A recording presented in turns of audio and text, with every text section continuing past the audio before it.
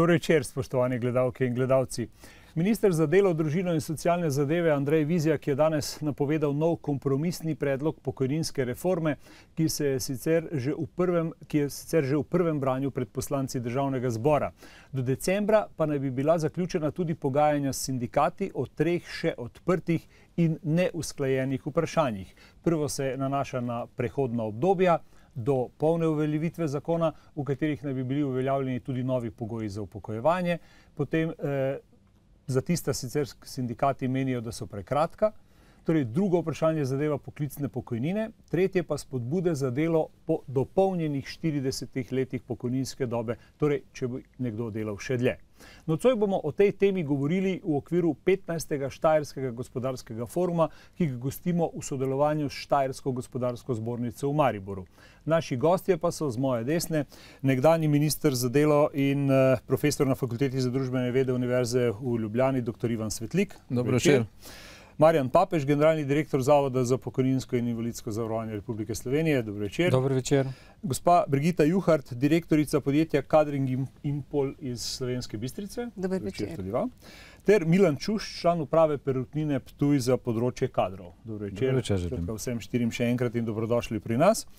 Gospod Svetlik, sedanji vladi očitajo, da je pokojninska reforma, ki jo predlaga, kopija vaše izpred recimo leta in pol. Drugi pravijo, da je slabša in manj ugodna za zaposlene. Med sociologi, med vašimi poklicnimi in profesorskimi kolegi, pa so tudi mnenja o tem, ali sploh potrebujemo pokojninsko reformo in zakaj jo potrebujemo. In ta mnenja so deljena. Eni recimo pravijo, da gre le za gašenje posledic tranzicijske kraje družbenega premoženja in da staranje prebivalstva v resnici ni pravi razlog za pokojninsko reformo. No, če začnemo od zadaj, jaz mislim, da staranje prebivalstva je problem, da se razmere med aktivnimi prebivalci in pa upokojenci nenehno in radikalno slabša, tja proti razmerju 1:1, in ko bo delal eden za enega, takrat bo problem, kakšno pokojnino bomo lahko plačali, ker vemo, da je prispevek v pokojninsko blagajno tega enega zaposlenega okrog 23%. Se pravi, bodo pokojnine, če bi šli po tej poti in če ne bomo nič drugega naredili, skrajno problematične, skrajno nizke. Se pravi, problem je, treba ga bo reševati še bolj radikalno, kot ga rešujemo sedaj in kot smo ga poskušali pred par leti. Zdaj, kar pa zadeva razlike med padlo reformo na referendumu in sedaj predloženo, se mi zdi, da je pa razlika bolj v okoliščinah kot v vsebini.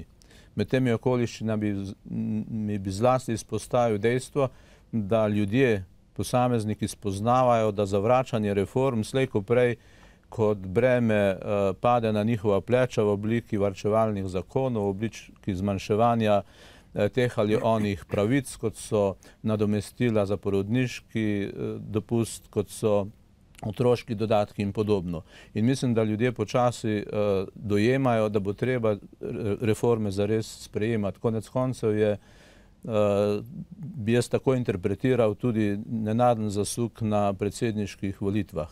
Druga okoliščina, ki je precej pomembna, se mi zdi pa to, da je zdaj tako rekoč predsednik vlade Janša dobil v roke možnost, da gasi požar, ker v tem se on najbolj izkaže, tisti požar, ki mu reče reševanje države iz krize in kjer se bo pravzaprav lahko dokazal, in tukaj mu pridejo prav seveda tudi te rešitve, ki so bile pripravljene poprej, tudi če prihajajo iz vrst opozicije.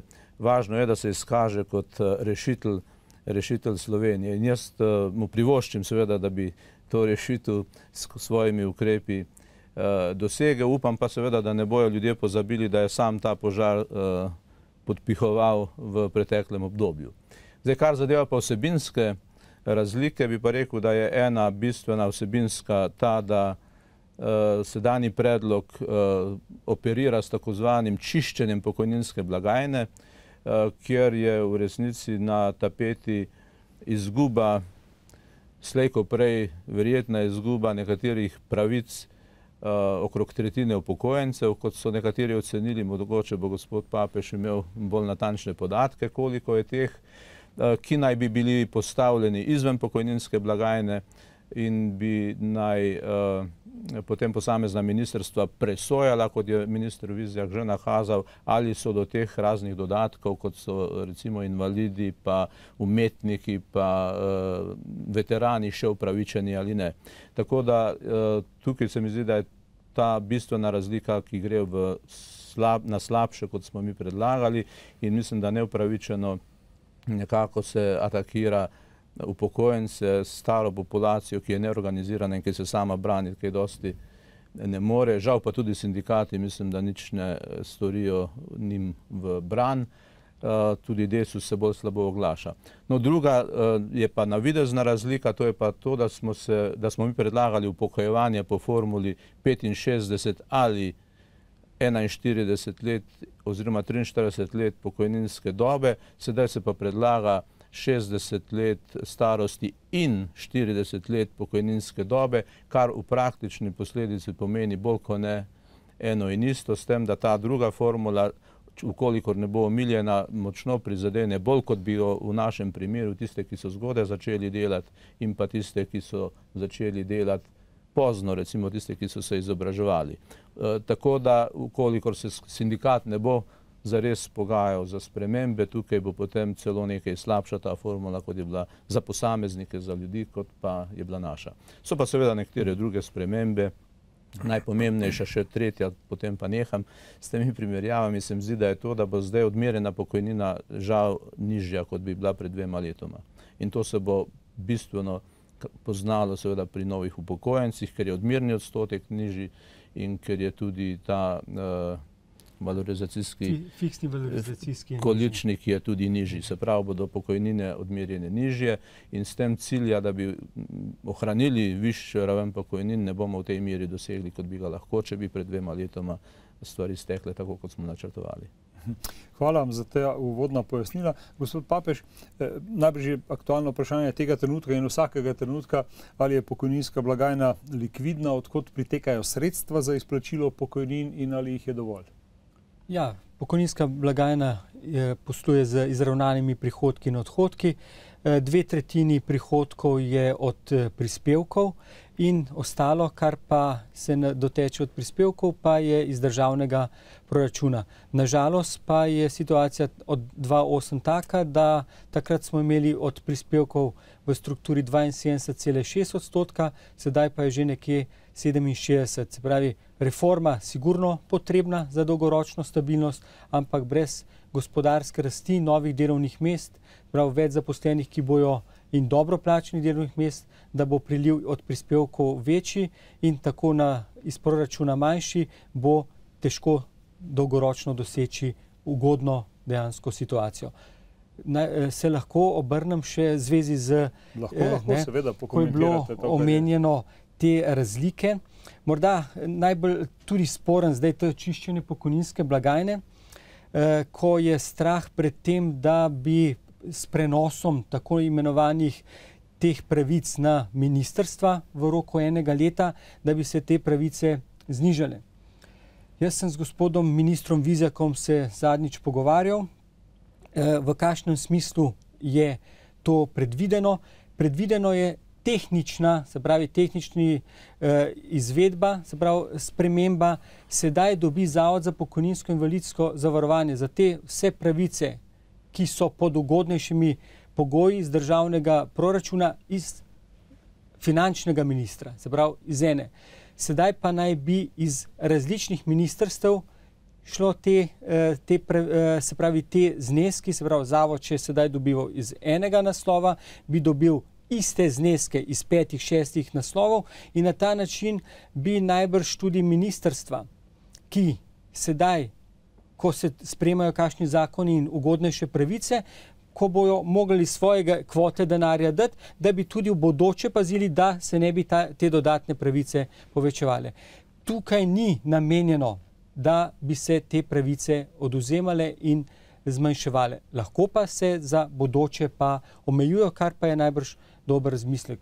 Tako da naj bi bilo to tehnična izvedba, tako je rečeno, in ker drugače bi bilo tudi v bistvu nenormalno tudi za samo izvajanje, se pravi, da bi mi odmerjali po splošnih predpisih in vsako ministrstvo svoje odločbe, potem bi se tukaj samo odločbe izdajale Jasno, ZUJF je nekako bil tisti element, ki sedaj vzbujal strah, ampak jaz mislim, da gre v tej smeri, da samo da se bo razdelil po ministrstvih, ki bojo bolj pazila dejansko na svoja sredstva. Morda samo tudi razlike, res je, že takrat, ko je reforma padla na referendumu, smo se zavedali, da določeni segmenti, posebej za dostojne pokojnine, da je za 40 let pokojninske dobe 80%, da je višji valorizacijski količnik, kot je sedaj, in da je bilo tista raven 60%, in da je sedaj, če zračunamo nekje 57 in nekaj, da se dejansko fiksira. Drugače pa pravice lahko rečemo, da so določene razlike. Pomembno je, ne, kar je dr. Svetlik rekel, moram ga popraviti, v prejšnji ZPS-2 ni bilo zagotovljeno za delavce, ki so zgodaj vstopili v zavarovanje, da bi se lahko prišlo do znižanja starostne meje. Sedaj je preko pogajanj do tega dejansko prišlo. Glavno, kar je pa omenil, ni zdaj pomembno, kakšne so razlike, nekje, če pogledamo, so nekje v okvirih, ampak je situacija in tudi zavest med državljani in vsemi akterji tista, ki se zaveda, da zdaj pa ni možno več špekulirati in zavlačevati s to reformo, ampak da jo je treba sprejeti in da se učinki začnejo izvajati, se pravi od leta že z naslednjim letom. Dobro, hvala vam. Gospod Juhart, zakaj ste v Impolu kadrovsko področje, če prav razumem, ločili v dejavnost posebnega podjetja in kako v skupini Impol, ker vaše podjetje je eno izmed podjetij v skupini, kako v skupini poteka upokojevanje zaposlenih? Tukaj moram poseči malo nazaj. Mi smo se tam okoli 90-ih let, takrat, ko smo zgubljali stari jugoslovanski trg, odločali, kako naprej. Imeli smo preveč zaposlenih delavcev in takrat smo se odločili, da bomo vse tiste dejavnosti, ki niso direktno povezane z proizvodnjo aluminija, izvedli tako imenovani outsourcing. In takrat so nastala podjetja, kot je Kadring, Simfin, Alcat, glavnem storitvena podjetja, ki so lahko z enakim številom zaposlenih pridobivala posle izven Impola in na ta način ohranjala delovna mesta. Moramo se pa zavedati to, da je za ohranjanje delovnih mest predpogoj ustvarjanje zadost velikega dobička, ki ga podjetje nameni v reinvestiranje, v razvoj tehnologije ali razvoj kadrov, v nove stroje. In mi konkretno, zdaj, če pogledamo v današnje stanje Impola, je takšno, da letno namenimo okoli 10 do 15 milijonov evrov samo zato, da ohranjamo takšno število delovnih mest, kot jih imamo. Trenutno pa imamo v Slovenski Bistrici, v družbah Slovenske Bistrice, zdaj je trenutno 14 podjetij, sestavlja skupino Impol, zaposlenih 1120 delavcev. Če pa želimo dodatno zaposlovati, kar nam je uspelo v preteklih 2 letih, oziroma v lanskem in letošnjem letu, smo dodatno zaposlili 45 novih delavcev, tako smo povečali število zaposlenih, pa smo v ta namen mogli vložiti v razvoj dodatnih 30 milijonov evrov. Kar ocenjujemo, da odprtje enega novega delovnega mesta pri nas stane med 1 milijon in 2 milijona evrov. Koliko vas pa stane ena upokojitev? Ena upokojitev, delavec, ki se pri nas upokoji, če gledamo skozi finance, pri nas dobi 3 povprečne plače pri odhodu v pokoj. Seveda je pa vsak odhod je neka izguba, ker je pa potrebno predhodno voditi postopke v tej smeri, da znanje, ki jih delavec ima, da jih pravočasno prenese na svoje naslednike. O tem bomo govorili še v nadaljevanju. Hvala za ta uvod. Gospod Čuš, kaj v vašem podjetju pričakujete od pokojninske reforme, oziroma ali ta, recimo temu sama po sebi, recimo lahko vpliva na poslovanje Perutnine? Kaj vam olajša, kaj vam oteži? Ja, jaz osebno menim, da seveda pokojninska reforma ima nedvomno posledice. Prve posledice pokojninske reforme, tako imenovane nameravane pokojninske reforme, so se odražile že pred 2 letoma.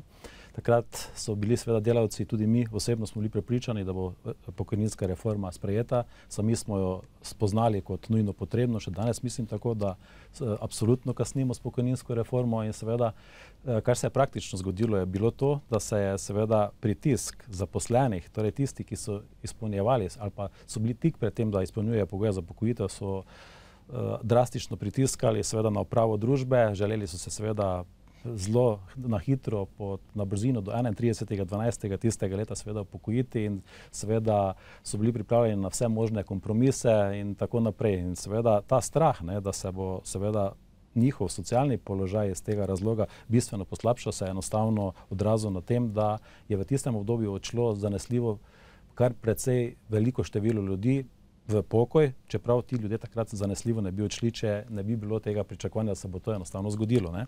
Zdaj smo seveda 2 leti kasneje, približno pred ponovno isto situacijo, odraža se seveda spet veliko povpraševanje, velika želja po upokojitvi, ker enostavno, kolikor pač poslušam delavce, s katerimi se seveda pogovarjam, ne glede na to, kar je gospod Papež seveda povedal, da nekdo, ki bo na dan sprejetja te reforme seveda izpolnjeval pogoje za pokoj, da se za njega enostavno ne bo nič spremenilo. Tudi tisti, ki so na zavodu, se ne bo, ampak enostavno ljudje to zelo težko verjamejo oziroma celo, si upam trditi, ne verjamejo in seveda se poslužujejo vseh možnih poti, da se enostavno upokojijo. Ne. Jasno, kaj to seveda pomeni za delodajalca oziroma za nas kot gospodarsko družbo, je gotovo to, da se seveda z predčasnim odhodom v pokoj seveda tudi obveznost gospodarske družbe bistveno poveča. Zdaj nekdo, ki normalno, pod normalnimi pogoji odide v pokoj, je seveda že gospa Juhart prej povedala, da gre za 3 povprečne plače, če pa nekdo odide predčasno celo in seveda mu pomagaš kot v obliku tehnološkega viška, je pa to seveda za družbo v tistem trenutku kar zelo velik strošek, ne, in seveda tu se gibljajo te odpravnine zaposleni, seveda od tistega, kar je normalno, tisto, kar je bilo seveda, če nekdo ne dosega povprečne plače republiške, je do nedavnega je bilo 3050 evrov, ampak odpravnine se pa gibljajo te predčasne od 15 do 20-25 tisoč evrov celo. In seveda to je za gospodarsko družbo v nekem momentu seveda silno velik problem. Tudi velik denar. Ne? Tako je, absolutno.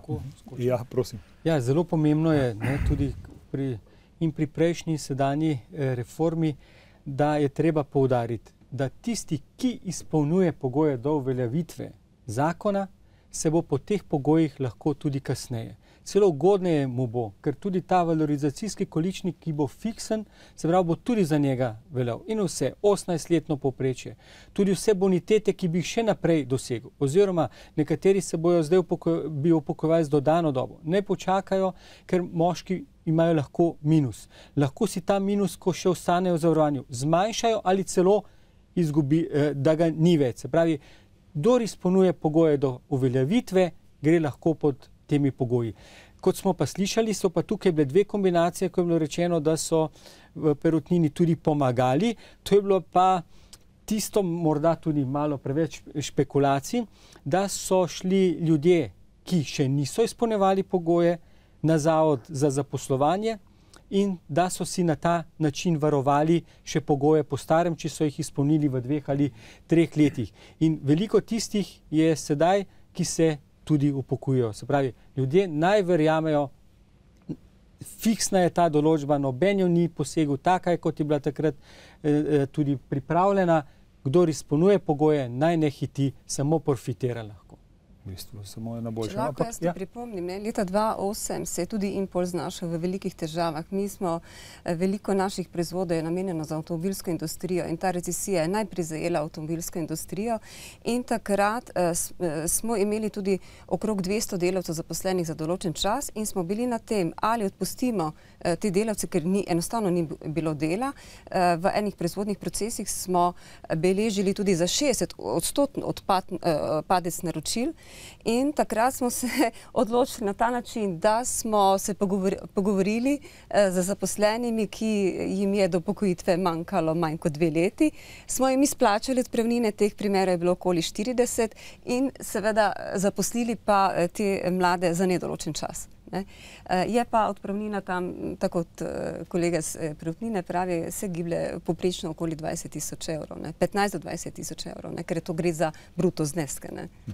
Zdaj, glede na vso govorjenje o krizi, pa o tem, da je treba uravnati javne finance in podobno, ali je realno pričakovati, da bo recimo ta sedanja reforma, kakor jo tudi imenujemo in pričakujemo, da bo res reforma, in proti njej, kot vidimo, ni niti resnejšega sindikalnega, niti političnega upora v tem trenutku, zdržala do leta 2020. Tako smo slišali včeraj ministra Vizjaka, v parlamentu je to napovedal. In pravzaprav, kaj pomeni reforma za 8 let?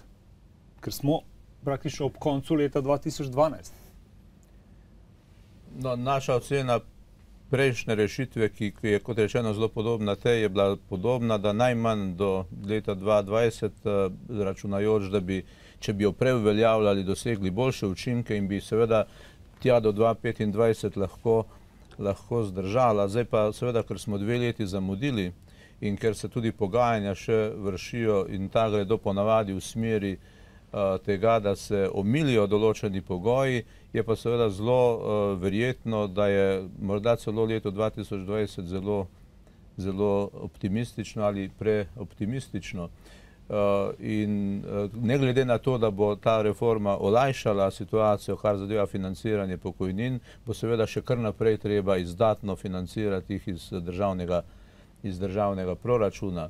In jaz mislim, da smo v situaciji zdaj, da je to reformo, kakršna pač je, nujno sprejeti, to ni nobenega dvoma, da pa seveda bi morali naslednji dan, že ko bo ta sprejeta, formirati neko skupino, ki bo temeljito res reformirala pokojninski sistem. Namreč ta reforma, pa tudi tista, ki je padla, v resnici samo bolj ko ne spreminja vrednosti parametrov obstoječega sistema. Ni reforma v smislu, da se uvajajo novi načini financiranja ali pa novi mehanizmi za to, da bi povečali vzdržnost ali pa tudi višino pokojnin. Bolj ko ne ostajamo pri istem, samo da se recimo podaljša starost ali podaljša delovna doba, da se dvigne ali spusti nek odstotek in tako naprej. V resnici bi pa potrebovali zaradi razmer, ki prihajajo, kot rečeno, nov premislek o tem, kako bomo financirali starost generacijam, ki prihajajo, ne da bi porušili medgeneracijsko solidarnost. In to je velik zalogaj, velik problem, ki ga bo treba rešiti v naslednjih letih. In mislim, da je naslednji dan, ko bo to potrjeno, treba to začeti. No, pa, ko govorite o medgeneracijski solidarnosti, ali pokojninska reforma recimo lahko vpliva na trg dela? Slišali smo delodajalce v teh dneh, oziroma predstavnika Združenja delodajalcev, ki je rekel, sindikati, ko nasprotujejo tej reformi, ko ustrajajo na nekaterih rešitvah, ogrožajo delovna mesta mladih in podobno. Tu smo videli v Impolu primer reševanja pravzaprav in dodatnega zaposlovanja mladih. Ampak ali lahko ta pokojninska reforma brez drugih ukrepov, ne vem, preprečevanja dela na črno, ureditve študentskega dela, začasnega dela, dela za določen čas, da tiste rezultate, ki bodo v bistvu zavarovali medgeneracijsko solidarnost po eni strani in seveda omogočili mladi generaciji, da čim prej pride do dela, do polnega dela, do novih delovnih mest, ki bi polnila tudi dodatno blagajno, kar je gospod Papež prej rekel. Kakšne so vaše izkušnje? Kot sem že prej omenil, same reforme so potrebne, ampak brez gospodarske rasti, novih delovnih mest, prav več plačila prispevkov, potem nismo veliko naredili. Reforma je potrebna, kot je dr. Svetlik rekel.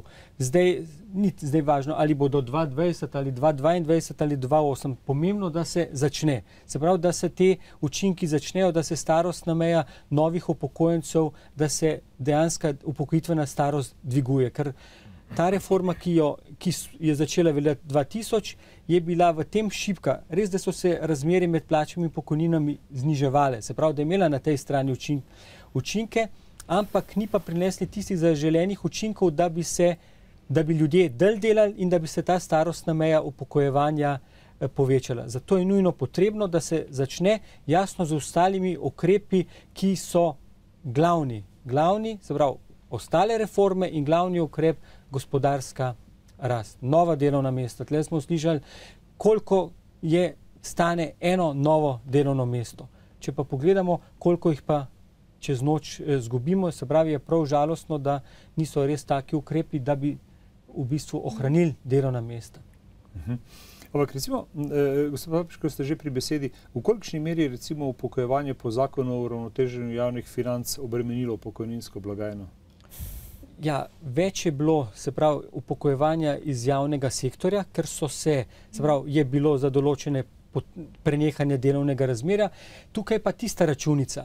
Nekateri, ki dobivajo plačo, za plačo, ker gre iz državnega proračuna, so višji zneski kot za pokojnino. Za tiste, ki so nujno potrebni za delovni proces, pa je bil tudi dogovor, da lahko delajo naprej. Moram pa poudariti, da letošnje leto je izjemno leto, se pravi, da je celo skoraj 37% več zahtevkov za starostno pokojnino v prvih 10 mesecih kot lansko leto. Kje je razlog? Močna generacija, ki se upokojuje, se pravi tako imenovana baby boom generacija, ZUJF je doprinesel, ZUJF zaradi v bistvu prenehanih delovnega razmerja in nižje odpravnine. Ne smemo tudi pozabiti, kar sem prej tudi omenil, da tisti, ki so predprejšnjo, se pravi konec leta šli na zavod za zaposlovanje, se sedaj upokojujejo.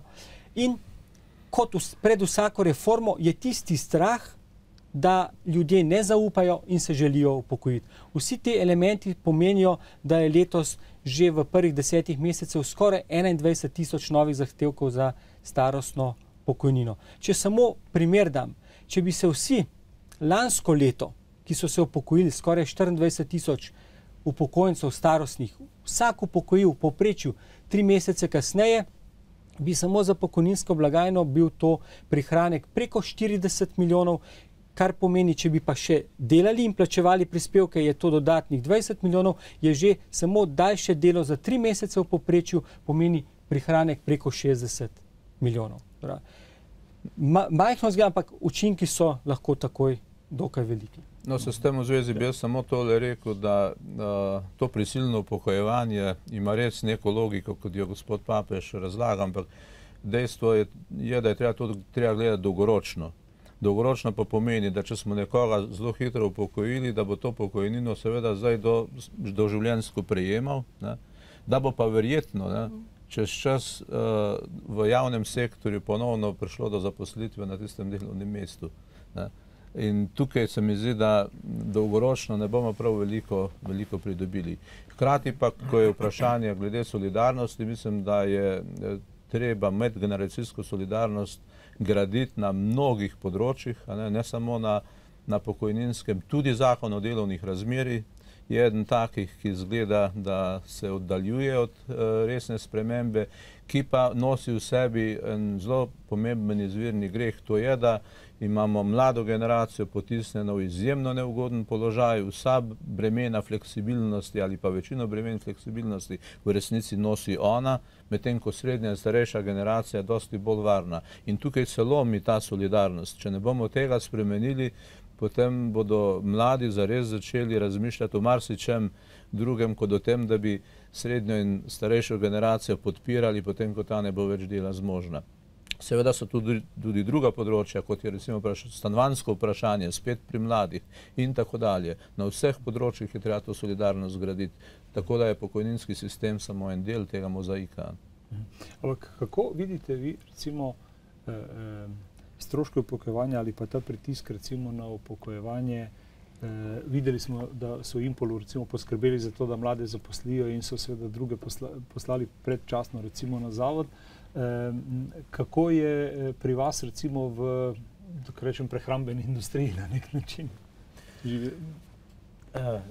Specifični panogi. Jaz bi enostavno povedal tako, ne. V glavnem, jasno je, da smo gospodarstvo ali pa delodajalci pred hudim bremenom seveda konkurenčnosti. Danes je potrebno preživeti in seveda za to, da preživiš, se poslužuješ veliko ukrepov. En izmed teh je zagotovo ta, da vse tisto, kar odhaja v pokoj, enostavno ne nadomeščaš, ker enostavno ne zdržiš, tvoja blagajna, iz katere ali pa tvoja pogača enostavno ne zdrži, da vsakdo, kdo odhaja v pokoj, da ga enostavno nadomestiš. Pri nas smo zavzeli seveda politiko, da kolikor že kdo gre oziroma mu na nek način pomagamo, je eden izmed temeljnih predpogojev, seveda, da enostavno nadomestitve tega ni. Seveda vsi ugotavljamo, tudi veliko smo verjetno čitali v preteklosti, da je naša konkurenčnost izredno slaba. Naša produktivnost je zelo slaba. Stroški dela v Evropi so v Sloveniji glede na bruto družbeni proizvod najvišji v Evropi. To so seveda eni podatki, statistični podatki, v katere moram reči, da osebno verjamem, seveda alarmantni, in seveda eden izmed ukrepov je seveda tudi to, da produktivnost povečuješ, ker če produktivnosti ne bomo povečevali, enostavno v Evropi ne bomo vzdržali. In seveda še enkrat, to je ena izmed naših oblik, seveda tudi kako na nek način povečati produktivnost, je, da, kot sem že prej omenil, da ljudje, ki odhajajo, ali pa tudi tisti, ki na nek način gredo, preden bi si mi želeli, enostavno je temeljni pogoj, da enostavno teh ljudi ne nadomeščamo. In seveda tudi tisto, kar se dr. Svetlik verjetno ne bo z menoj strinjal, kar je menda, če sem dobro prej poslušal, gospod Antaver povedal, kako zdržati to. Starejši generaciji podaljševati delovno razmerje, mlajšim pa ne zagotavljati dela. Jaz konkretno prihajam iz ptujskega področja in enostavno vidim, da se nova delovna mesta na Ptuju žal ne odpirajo. Ne v naši hiši, oziroma zelo malo v naši hiši, in če gledam širšo okolico Ptuja, je gospodarska situacija takšna, da zaposlitev enostavno ni. In seveda tudi ta pokojninska reforma, v katero sem osebno zelo prepričan, da smo že prepozni z njo, absolutno, pa enostavno tudi to mlado generacijo bo v naslednjih letih nekoliko onemogočila, kajti enostavno vsaj na našem teritoriju ali pa na našem območju Ptuja zaposlitev enostavno ni. Ampak eno vprašanje, ki je povezano s temi zaposlitvami ali pa recimo tudi samozaposlovanjem ljudi, ki so izgubili službo in probajo na nek način najti nek osebni poslovni načrt, kako preživeti v teh sedanjih časih. Kaj je s plačevanjem prispevkov za pokojninsko recimo in zdravstveno blagajno? Delodajalci so dolgo časa, ukvarjali smo se že v času Bajukove vlade z zniževanjem davka na plače, pa poskusi zniževanja teh prispevkov. Imeli smo dolgoletno afero v bistvu z neplačevanjem tovrstnih prispevkov, kar je najbrž tudi prizadevalo in na nek način prizadane samo pokojninsko blagajno. Domnevam, da vajeni podjetji seveda nimata s tem težavo. Oziroma, kako vi gledate na tiste, ki ne plačujejo prispevkov? Gospa Juhart. Meni se vsekakor zdi, kakorkoli obračamo, da so naše plače v Sloveniji preveč obdavčene in da so ti prispevki in davki previsoki. Čisto za primerjavo, za 1000 evrov neto izplačene plače mora delodajalec nameniti 1746 evrov. Če bo izplačal 2000 evrov plače, kar si želimo, da bi v Sloveniji upravljali takšno dejavnost, ker bi zaposlovali visoko strokovne delavce, ki zahtevajo seveda tudi višje plače, pa mora za 2000 evrov neto izplačila plače nameniti kar skoraj 4200 evrov. To pa je potem ta preskok. In če pogledamo, da slovenski delavec, tudi, mislim, mi vsi tudi smo v Sloveniji zaposleni, da za 12 mesecev dela, oziroma za 12 plač, mora delodajalec dejansko, ta delavec dela dejansko 9 mesecev. Ker če gledamo, en mesec je povprečno slovenski delavec na bolniški, en mesec, skoraj en mesec imamo plačen odmor za malico, in potem pa, če še gledamo dopust, ki je tudi precej predimenzioniran glede na naše sosede, s katerimi se radi primerjamo, je potem, če damo vse to na tehtnico in je to tudi strošek delodajalca, potem so naši stroški dela, tu pa govorim že ne samo o stroških plač, ampak o stroških dela zelo visoki. No, to je en vidik. Drugi vidik je seveda vprašanje finančne discipline. Gospod Papič, kako se vam neplačevanje prispevkov pozna? Ja, sigurno je ta težava, kot sem pred tisto omenil, gospodarska rast in finančna disciplina. In striktno plačevanje prispevkov in kaznovanje tistih, ki jih ne plačujejo. Mislim, da ni bilo primera, ko bi nekdo v bistvu zaradi tega bil kaznovan. To je dejansko žalostno. Veliko je bilo razprav, kaj je s temi zadevami. Zdaj je kriv informacijski problem davčne uprave? Ne. Mislim, sistem novi. Ne. To nima... Vedno so računalniki krivi na koncu. To ni. Se pravi, veste, informacijski sistem ni kriv za tistega, ki ne plača. Se pravi, če za tistega ni plačano, informacijski sistem ni kriv. Je problem nepobranih prispevkov, ki so dejansko obračunani, še večji problem je pa tistih, ki dejansko sploh reko obrazce obračune prispevke ne dajo. Za tistih ne vemo, koliko je. Sistem je tako naravnan, se pravi za izplačilo dajatev iz pokojninskega in invalidskega zavarovanja. Kolikor ne priteče iz prispevkov, je potrebno, da zagotovi država. Se pravi, da upokojenci dobijo svoje pravice, ampak dejansko mora država dobiti ta sredstva iz dohodnine in iz drugih trošarin in ostalega, kar pomeni, da se mora to ustvariti v državi. Se pravi, kot ste dobro omenili, finančna disciplina je tudi en predpogoj za normalno delovanje države in tudi pokojninskega sistema. Se pravi, pokojninske blagajne. V tem zakonu zdaj novem oziroma starem padlem je člen, ki prepoveduje odlaganje plačila ali oproščanje plačila prispevkov. Tako da upam, da bo ta člen ostal aktiven, ne glede na to, brez amandmajev koalicije ali opozicije. Da se je pojavilo že tudi drugačno mnenje in da je Ministrstvo za finance bilo pred letom ali kaj spremenilo mnenje, da se spet odlaga plačevanje prispevkov. Jaz mislim, da je to, da bo to ostalo noter. No. Drugo pa, če dovolite, bi še tole rekel, da vprašanje ravni plač je res pomembno in je vezano na te visoke stroške dela, s tem, da moramo gledati na stvar takole. Če hočemo imeti bogato socialno državo, kakor jo smo jo doslej imeli, nas to nekaj stane. In zato imamo seveda tudi plače relativno nižje. Mi v resnici že leta in leta kompenziramo te stroške za javne programe, za javne storitve, za socialno državo, s tem, da imamo raven plač nižjo, na kar sindikati zmerno opozarjajo, češ kako nizke plače imamo, ampak je treba vedeti, da imamo pa seveda veliko tega, kar dobimo skozi javne storitve. Drugače pa, kar zadeva zaposlovanje, seveda podaljševanje delovne aktivnosti starejših bo na nek način vplivalo na zaposlovanje mladih. Treba je pa seveda nekaj vedeti, da z vidika vzdržnosti pokojninske blagajne je račun zelo preprost. Če bi namenoma upokojil enega starejšega delavca za to, da bi enega mladega zaposlil, sem seveda naredil velik finančni problem, ker tisti prispevki tega novega zaposlenega zadostujejo komaj za mogoče tretjino njegove pokojnine. Moral bi jih zaposliti 3 vsaj, da bi lahko potem njemu, ki sem ga upokojil, plačeval pokojnino. Se pravi, tega problema ne moramo na tak način reševati. Mi moramo seveda vprašanje zaposlovanja reševati skozi druge instrumente, ki bodo pospešili gospodarski razvoj in odpiranje delovnih mest. Tukaj s pokojninskim sistemom ne moramo posegati noter. Ravno za prispevke, se pravi, odloga prispevkov že sedaj ni več. Še sedaj in je tudi potem zakonska določba. Problem pa dejansko ostaja, da veliko se govori, da naj bi bila pokojnina odraz plačanih prispevkov. Vseeno pa ostaja določba, tudi v ZPS-2, da se prizna pokojninska doba, tudi če niso plačani prispevki, pa so obračunani.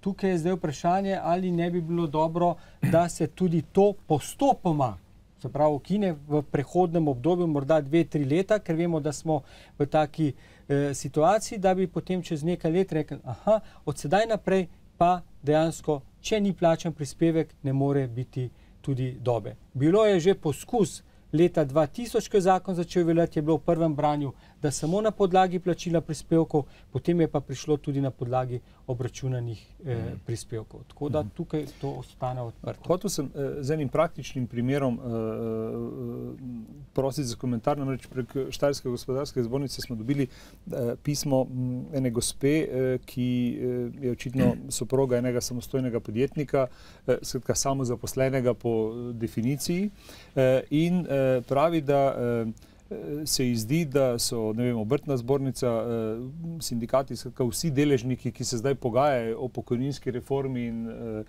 načinu in metodologiji obračunavanja prispevkov, nekako spregledali problem, da naj bi po njenih izračunih, ki jih je ona pripravila, v bistvu prispevki samostojnih podjetnikov za pokojnine bili v prihodnje bistveno večji od tega, kar plačujejo v tem trenutku v blagajno. Ona je recimo izračunala, da za varovalno osnovo 18.300 evrov, kar je najnižja osnova, od katere se pač plačujejo prispevki, recimo 90% povprečne plače, da so znašali ti prispevki za mesec oktober 520 evrov 16 centov, da bi po SPIZ-2 znašali v prihodnje 581 evrov. Za zavarovalno vsoto 27.440 bi bilo to namesto 520,16 871 evrov.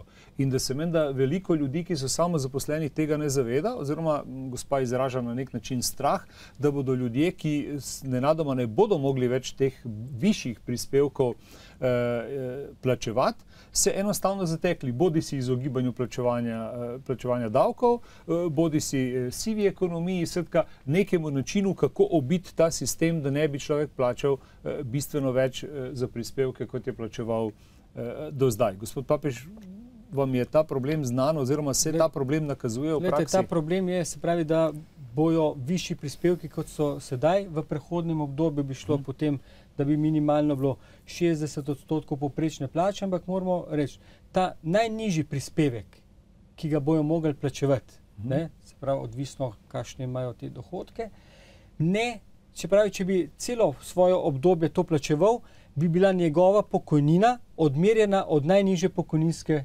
osnove. Se pravi, bi bil uporabljen socialni korektiv, kar pomeni, da oni ne bi toliko plačali, kolikor bi potem ven dobili. Se pravi, da bi plačali, če bi od te najnižje osnove, ki bi plačali nekje okoli 70-75%. Najbrž bi bilo pa normalno, da bi bila najnižja osnova vsaj toliko, kot je da bi imel potem pokojnino od najnižje pokojninske osnove, se pravi, da bi si sam to zagotovil. Sigurno je v dani situaciji problem, ko dejansko ni toliko dela ali pa posla, da se v tem času potem tudi dvigujejo prispevke, ampak mislim, da je to potrebno in da bo to dejansko šlo postopno na 52, 54, 56, 58 in 60%. To je tista minimalna. Koliko recimo v vajinih dveh podjetjih imate sploh možnost, da stroške dela znižujete z zaposlovanjem študentov, honorarcev, SP-jev recimo? Ali je danes SP cenejši kot redno zaposleni delavec? Delali smo, mislim, da imamo dva takšna primera, da imamo sklenjene pogodbe z samostojnim podjetnikom, vendar so stroški skoraj identični. Zelo pomembno za nas je, da imamo delavce, ki so fleksibilni, ki jih lahko premeščamo tja, ker jih potrebujemo.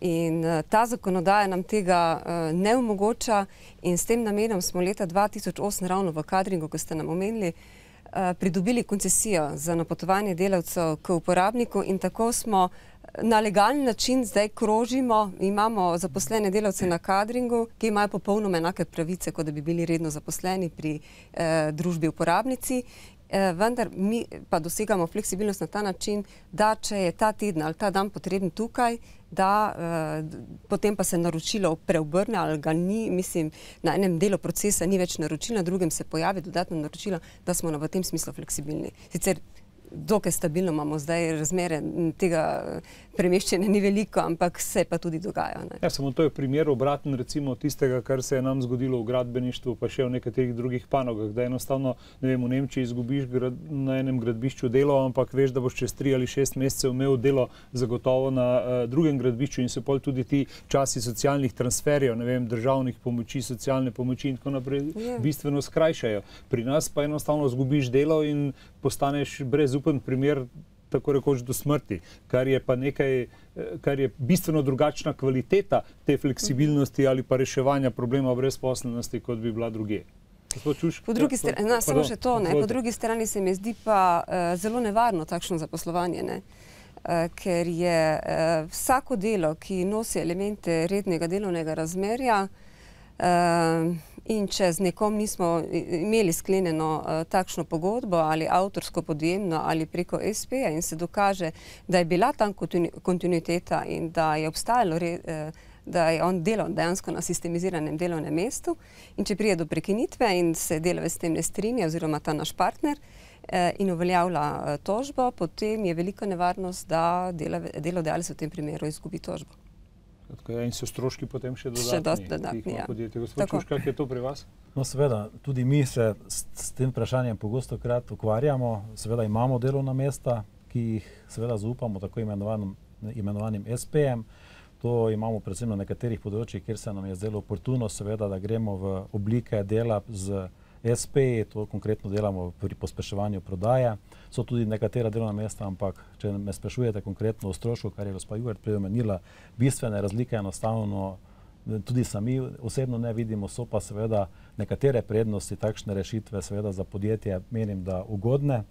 Seveda se pa tudi kot podjetje ukvarjamo z agencijskimi delavci, ker seveda gospodarstvo je pač živi organizem, nikoli ne veš, kako bodo naročila tekla, kako bo tekla prodaja, in seveda delež populacije zaposlenih imamo seveda tako zaposlenih preko agencij, in seveda, če se razmere na trgu dramatično poslabšajo, imamo seveda veliko lažji manever, kako seveda se s problemom delovne sile takrat srečevati oziroma ga reševati.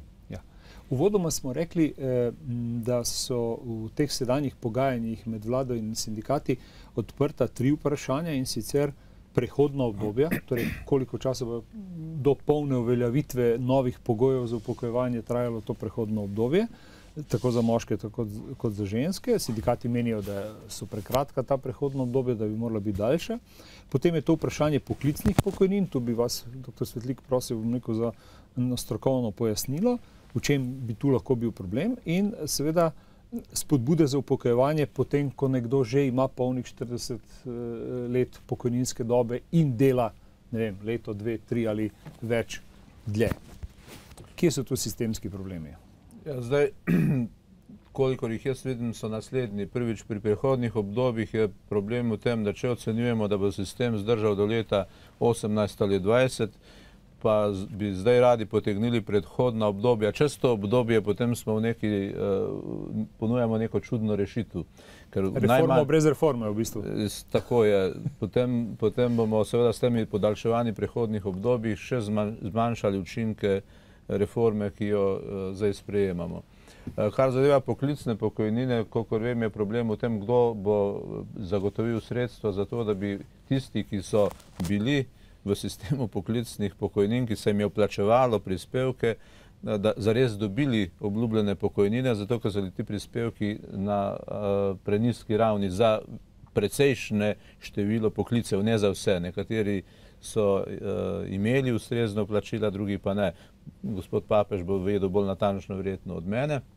In tukaj je bila vse skozi debata o tem, kdo bo zdaj ta sredstva zagotovil, da bo posameznik to, kar mu je bilo obljubljeno, ko se upokoji, tudi zares prejel. In rešitve, kolikor vem, v času mojega mandata še ni bilo, pa mislim, da je tudi zdaj še ni.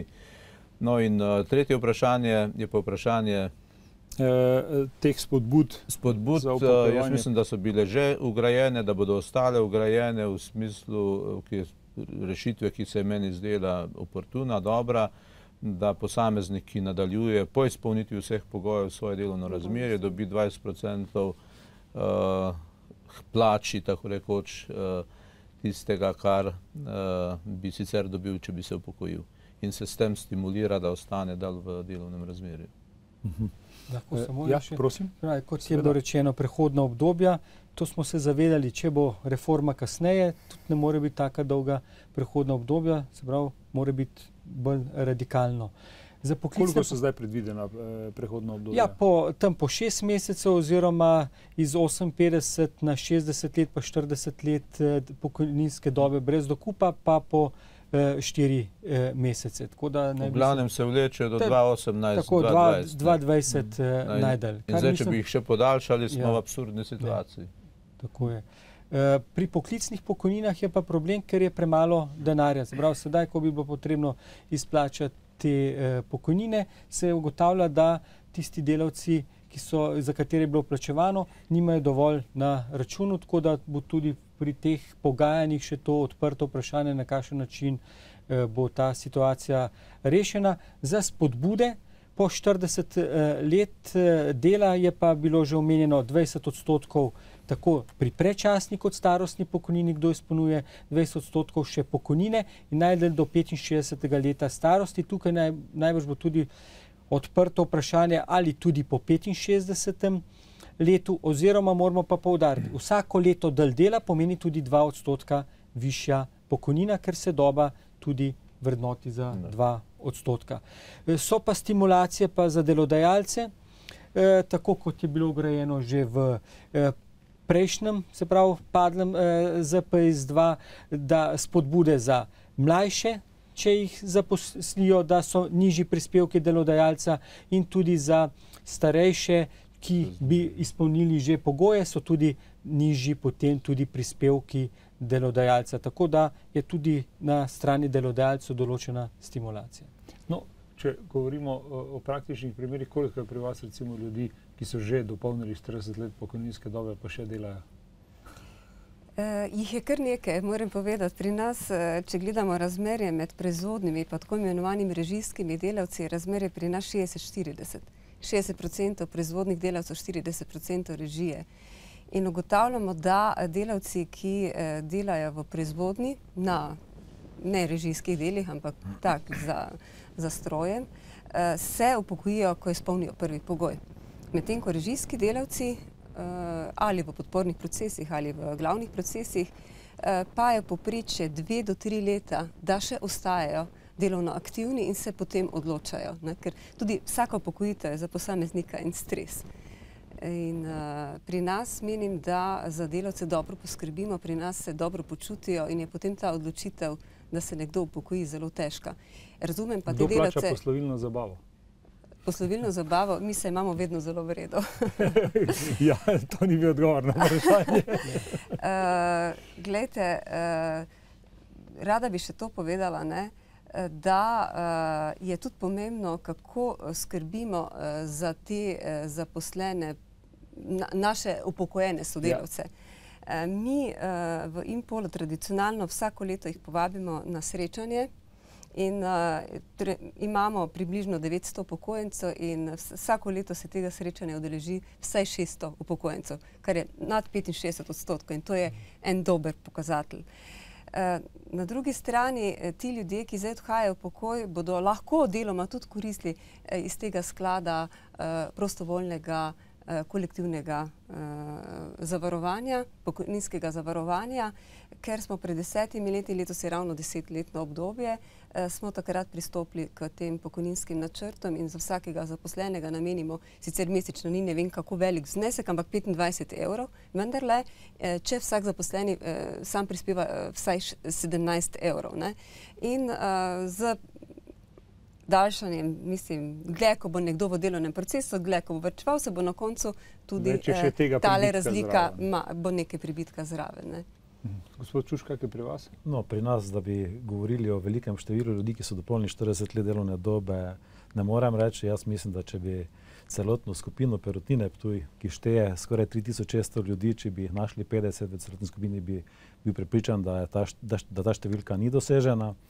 Seveda smo specifično proizvodno podjetje, ki veste, s čem se ukvarjamo, specifična panoga, težka panoga, donosi na kapital v tej panogi niso ravno veliki in seveda tudi pogoji dela niso idealni. Vemo vsi, v glavnem, to je delo ogromno, ki se ga neposredno proizvodno delo in seveda pričakovati danes od proizvodnega delavca, ki 40 let dela v proizvodnem procesu, da bo imel željo oziroma ali pa potrebo, morda potrebo prej kot željo, da ostane, si skoraj ne upam trditi oziroma pričakovati, da bo ta oseba, ki je 40 let v proizvodnji, imela željo še podaljšati 2, 3, 4 leta. To je moje osebno prepričanje.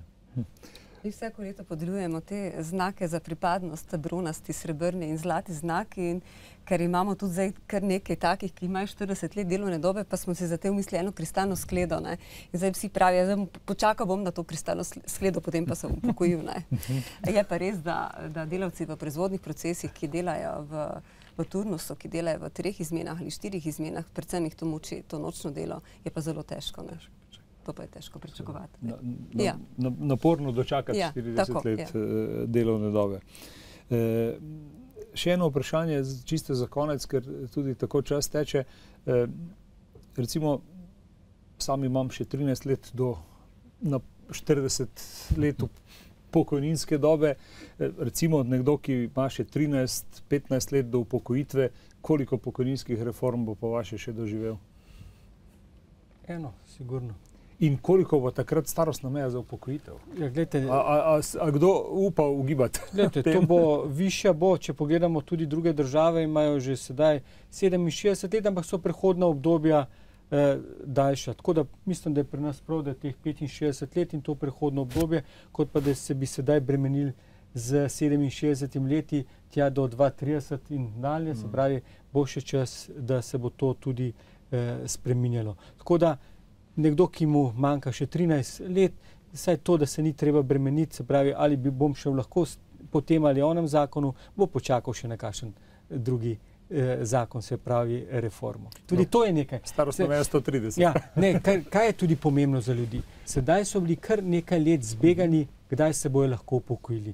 Zdaj bo, upajmo, dokončno sprejeto in da bojo vedeli saj za nekaj let naprej taki pogoji pa veljajo. Ker ta nesigurnost med ljudi je tudi težka. Ne? In je zelo pomembno je obremenjujoča za posameznike. In za delodajalce. Rešitev za nov sistem bi bila taka, kot jo že nekateri poznajo, ne? Da se preprosto starost in pa delovna doba prilagajata pričakovani življenjski dobi. In kakor hitro se ta podaljša, se tudi tukaj v pokojninskem sistemu korigira ta in starost in zlasti lahko tudi pokojninska doba. Potem pa ni velikih razprav več okrog reform in je to lepo ugrajeno v sistem, ki deluje samo od sebe. Vprašanje pa seveda je, ko bomo živeli 100 in 110 let, bomo res lahko do 80. ali 85. delali. Ja, zlasti pa v kakšni težki proizvodnji in težki industriji. Jaz ki prihajam iz gospodarstva, podala tukaj eno anomalijo, tega ugotavljamo, da se zvišuje starost za pokojitev. Po drugi strani imamo še en zakon, zakon o delovnih razmerjih, ki je zdaj ravno tudi v obravnavi. Tam pa ne spreminjamo višine starosti tako imenovanega varovanega delavca. Predlog je bil, da bi. Ne, samo ostaja za nočno delo in za nadurno delo ostaja nespremenjen. Spreminja se samo to obdobje varovanega delavca pred upokojitvijo. Tam se iz 2 let povečuje na 5 let. Drugače pa to ostane enako, kar pomeni, da bomo mi imeli posledično vedno višji odstotek tako imenovanih varovanih delavcev, ki jim ne bomo mogli odrejati ne nočnega dela, ne nadurnega dela, brez njihovega pisnega soglasja. Tukaj pa dodatna ta togost in...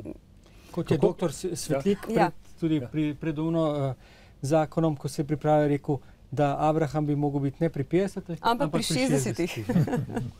Zato moramo svetopismo spremeniti, to pa težko.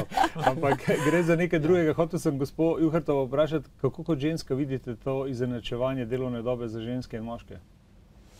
Pri nas je odstotek žensk nizek, smo manjšini 18% in se vedno prilagajamo moškim, tako da pri nas mislim, da to ne bo. To je bil salomonski odgovor. Ja. Če bi vprašal kakšno delovko iz proizvodnje, bi bil najbolj drugače. Gospod Čušk, pri vas je ženske delovne sile veliko? Moram reči, da so razmerno veliko. Ne glede na to, da smo proizvodno podjetje, je, moram reči, kar precej veliko število žensk, ki so zaposlene. Ne? In seveda še enkrat se podarja, proizvodnja je pa specifika. Specifična. Dobro, hvala vam za sodelovanje na 15. Štajerskem gospodarskem forumu in seveda v našem programu, za vse, kar ste prispevali. Mislim, da smo veliko pojasnili, veliko podatkov in zanimivih v bistvu istočnic dali tudi našim gledalcem. Vam, spoštovani gledalke in gledalci, hvala za pozornost. Z vami bomo ponovno v ponedeljek 19. novembra. Do takrat nasvidenje.